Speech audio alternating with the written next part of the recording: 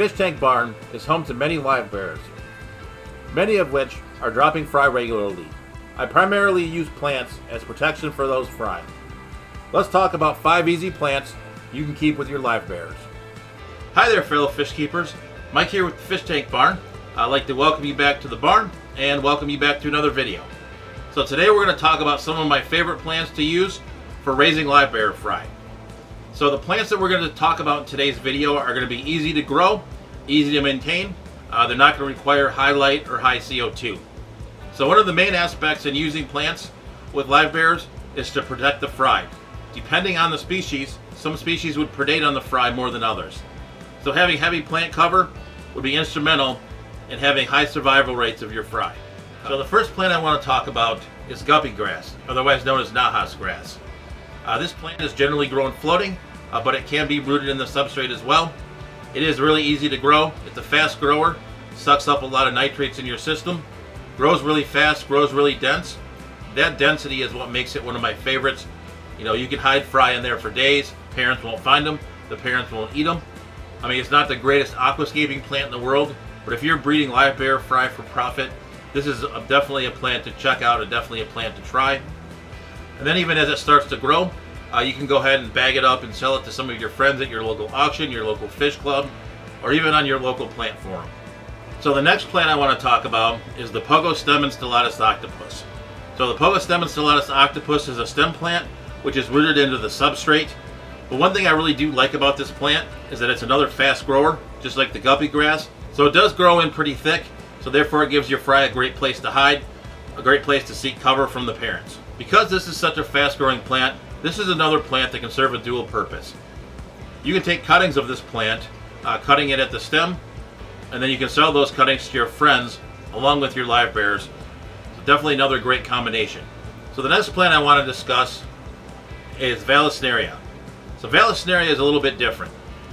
While it doesn't provide necessarily a ton of cover, since it just looks like blades of grass, it does provide a very important function. It provides line of sight blocks. The fry can dart in and out of the blades of grass and can easily evade pursuing parents. I've also used this plant quite a bit in a lot of my cichlid tanks for very much the same reason. You can put the Vallisneria, it grows fairly tall. Some species of Vallisneria can grow up to 8 feet, and it can grow really tall in your tank. Divide the tank up, and then the cichlids can't see each other to fight. Is the same thing that you can have with your live bearers, where the fry can swim in and out of the grass, and the parents won't be able to see them, won't be able to attack them, and won't be able to eat them. And this is another plant that I found in my experience grows very fast once it gets settled in. Vallisneria does propagate by sending out runners. So basically what it will do is it will shoot a shoot out of the side in the bottom of the roots, and then that shoot will propagate a new baby plant on its end, and then that process will keep spiraling and keep going, and soon enough you'll have tons of Vallisneria. And once again, you can take it to your fish club, take it to your auction, and sell it to all your fish keeping friends. So the next plant I want to talk about is Hornwort. Hornwort is another floating plant, a lot like Guppy Grass. The Hornwort cannot be rooted into the substrate, unlike Guppy Grass. So the Hornwort is another plant that grows fairly quickly and also provides a lot of cover for your fry. Hornwort consists of a lot of thin, closely spaced together narrow leaves, almost like a pine tree. So therefore the fry can swim in and out of the quote pine needles, and the parents will not be able to catch them.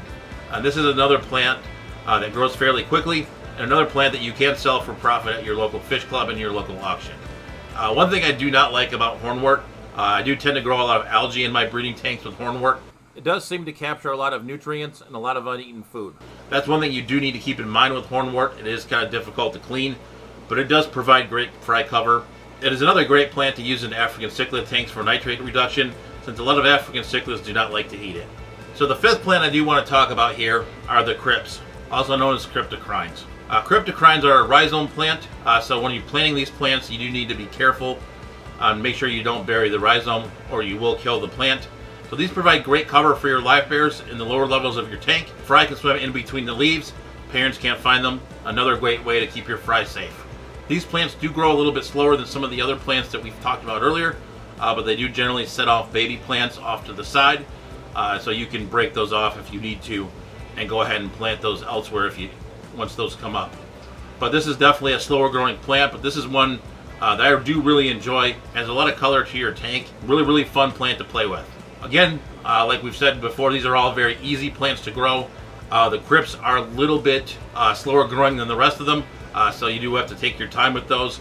But those do tend to do pretty well at auctions and plant sales. Another one of my favorites for sure. One thing I do want to talk about is actually where to buy these plants, as well as where you can find some additional information. I would recommend that you generally go buy your plants locally. So if you can buy them at your local aquarium shop, or buy them at your local fish club or your local fish club auction. However, if you can't find them at those places, I would definitely check out the aquarium co-op. I've ordered plants many times from aquarium co-op, and they've always come in great, and I've always had great luck with them.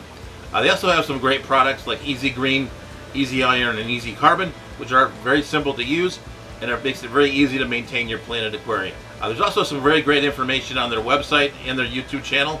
A couple other places I would recommend checking out information on plants would be both the Corvus Askin and Bentley Pasco YouTube channels, as well as the Aquatic Gardeners Association. Those are definitely some great resources as well to get some information on plants.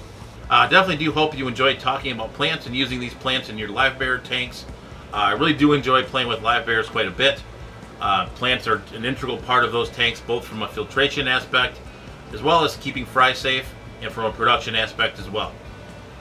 So this is our first time meeting. I would appreciate it if you do check out some of the videos here on the channel and some of the videos that come at the end. If you like what you see, go ahead and hit that subscription button, smash the notification bell, so you don't miss any further updates here on the channel.